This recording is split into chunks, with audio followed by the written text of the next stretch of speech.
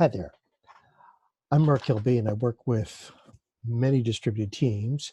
And as you can see from the screen share, this also means I work in many different chat communities, particularly Slack. And so you see several listed on the side here. And some people have asked me, how do you manage all that? So I'm not active in all of them all the time. There's certain communities that I'll be very active in depending on what my current work is. Others, I like to just check in on from time to time. So I wanted to show you some of the preference settings I use for those that I just check in on occasionally. So let's look at the remotive Slack, for instance. This one can get pretty busy. As you can see, there's well over 1,000 people in this Slack community. And I'm not that interested in keeping up with everything that goes on, but there are certain channels like the productivity and the writing one. Sometimes, depending on who I'm working with, I'll scan the jobs channel to give them an idea of what people are hiring for and pass that information along, or I might write an article about it. But I don't need everything. So let me walk through my checklist while I've got you here. So let's go into our preferences.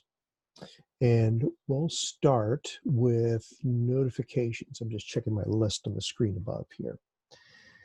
So you can see that I've already selected direct messages, mentions, and keywords. So I do not definitely turn on everything. I do not want to see all the new messages. This one depends on how active I want to be. Sometimes I will check this if I'm carrying on a conversation. In this community, it's rare that I do that. No particular keywords in this one. I'll show you another example on another site. Using different settings for my mobile devices, no. It just keeps it simple if I keep the same settings across. Definitely set do not disturb. You can adjust that as you wish. And let's see, sound and appearance, there's a few here. So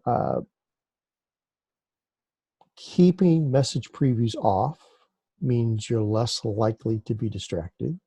So I keep that off. I definitely don't want sound. I really don't want sound, so I'll mute everything coming out of Slack. Depending on how often I interact with the community, I may or may not show the badge, but normally I'll keep this on. And when I'm getting notification, I'll let the icon bounce in the dock on the Mac side or the tray on the Windows side, but only let it bounce once. I don't want to be too distracted, and you might play with that a little bit differently. So I will send notifications to mobile if I have this community on my phone, and if nothing else, if I'm completely out of it, I'll set email notifications. I've got some pretty extensive filters in Gmail that'll handle different communities different ways. All right, so let's go to the next set of preferences. That would be the sidebar, because this can get pretty noisy unless you tune it. So having the unreads and starred conversations is one that I always go for.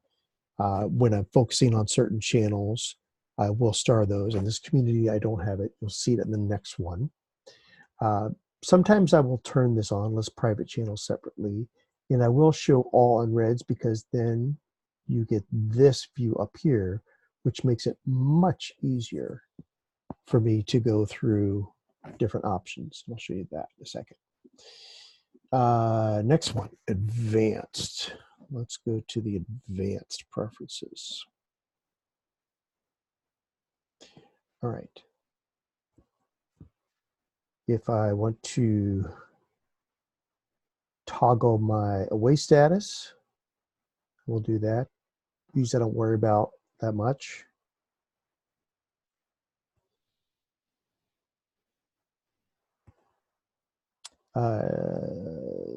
So set my status on call. I don't worry too much about page up and page down. That's a default setting there. Send me occasional surveys. No, I do not want that on. I do not want any additional surveys. Send me occasional channel suggestions. If I'm not in the community that often, getting suggestions of new channels might be useful. Toggle my away status. This is a community I'm not that active on, so I'm going to turn that off. Set my status on call. Sure, that's fine. I'm never on a call here. So these are settings for a community I'm not that active in. But the nice thing is I can go into all unreads with these settings. I can kind of scan the channels real quick.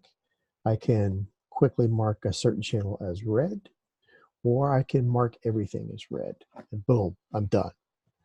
All right, let's look at a different one here real quick. So Hands-on Agile, that's a community I enjoy some of the conversations through there. There's certain ones that I have tuned. So you'll notice there's a distributed channel. Actually, talked to Stefan, who runs this group, and asked him if I could set that up. And so I do have that channel starred, so I can monitor conversations that are happening there around distributed teams. And for this one in particular, I will go into notification preferences and be notified of every new message. The other channels I don't care about, but if anything happens here. Now, not everybody posts here. Usually it'll show up in the general channel. And so for that, I go back into preferences, I go to notifications, and I go into keywords, and I might choose a few keywords. These are currently things that I'm interested in, and these are words that people will use when they're talking about distributed teams. So that triggers a notification for me, and I'll go in and sometimes answer questions for people in the Hands-on Agile community that are based around distributed teams, for instance. So this is one where I'm a little bit more active, and a few people that I tend to interact with on a frequent basis, so they're also starred in private conversations. Because I do have the thread tracking on, that appears as well. And so I can quickly go through threads that are highlighted, or if I want to look at past threads where I've contributed to certain conversations, I can do that. So with this, I can really quickly scan these, I think 17, 18 different communities very quickly. Daily, I'm going through my top 5 or 6. And then as occasion allows, I'll go through the others just because I'm interested in the conversations or certain channels in some of these communities.